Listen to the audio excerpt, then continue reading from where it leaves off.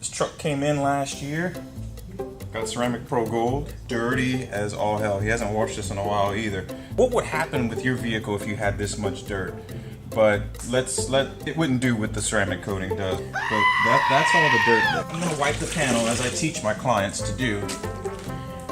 You can't do this in an uncoated vehicle for the most part.